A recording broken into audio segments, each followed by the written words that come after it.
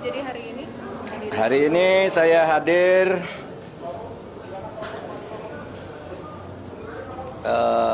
sahabat-sahabat saya pengukuhan guru besar karena saya ini akademisi, jadi saya diundang.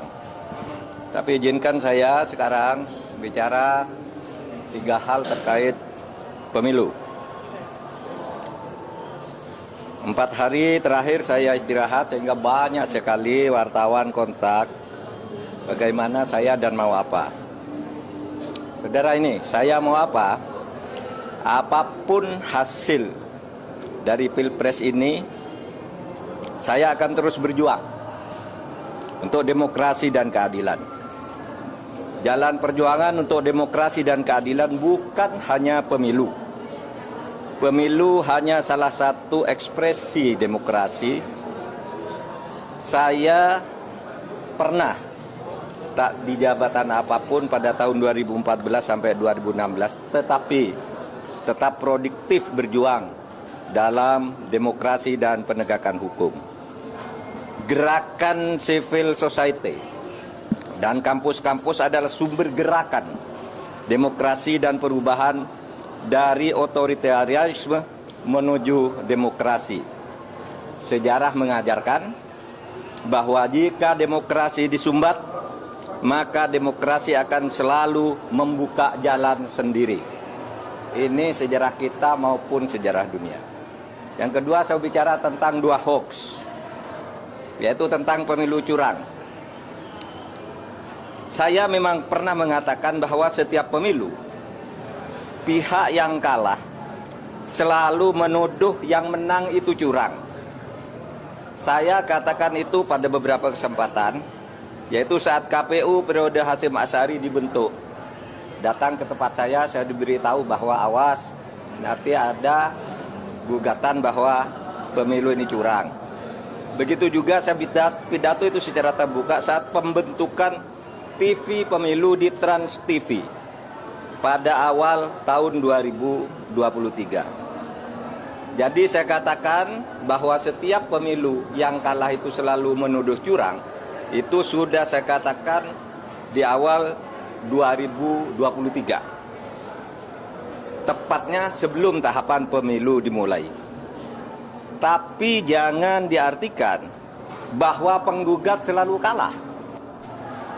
Sebab memang sering terjadi kecurangan terbukti itu secara sah dan meyakinkan. Ketika saya menjadi ketua MK pernah memutus pembatalan hasil pemilu dalam bentuk perintah pemilihan ulang maupun pembatalan penuh. Sehingga yang menang dinyatakan disqualified dan yang kalah naik. Jadi bisa pemilu ulang, bisa. Misalnya saya sebut contohnya hasil pemilu kada Jawa Timur tahun 2008. Saat Khofifah dinyatakan kalah dari Soekarwo, kita batalkan hasilnya dan diulang.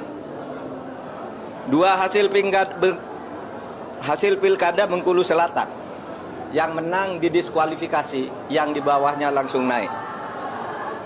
3 hasil pilkada Kota Waringin Barat, sama dengan Bengkulu Selatan, dan banyak lagi kasus di mana ada pemilihan ulang, terpisah, daerah tertentu, desa tertentu, dan sebagainya.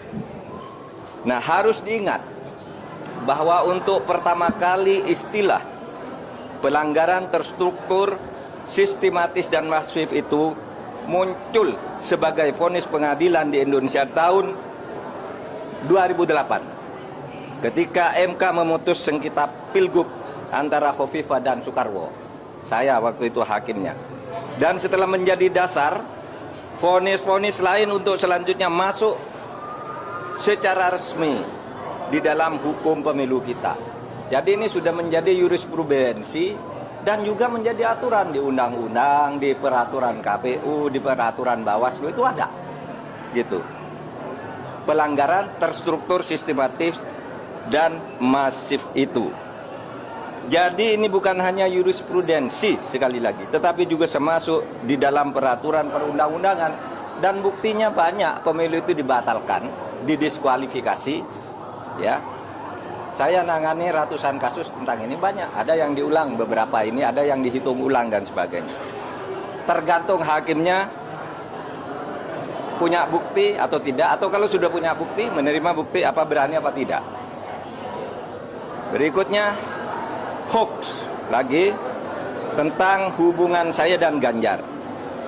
Ada viral di medsos bahwa saya tak kompak dan diisolasi dari Ganjar dan PDIP karena pada hari Rabu tanggal 14 Februari saya bilang sudah 4 hari saya tidak bertemu atau berkomunikasi dengan Ganjar.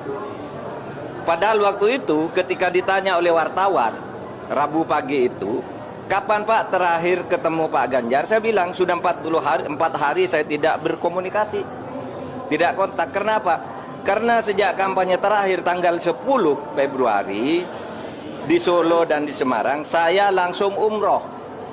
Jadi ya tidak berkomunikasi dong, bukan karena berpisah, karena tidak kompak dan sebagainya. Dan tanggal 13 baru pulang dan langsung ke Jogja. Kapan ketemunya? Untuk mencoblos. Jadi 4 hari tak ketemu itu karena umroh. Sebelum dan sesudah umroh sampai sekarang, saya selalu berkomunikasi, bertemu maupun teleponan dengan Mas Ganjar. Itu yang terjadi. Itu saya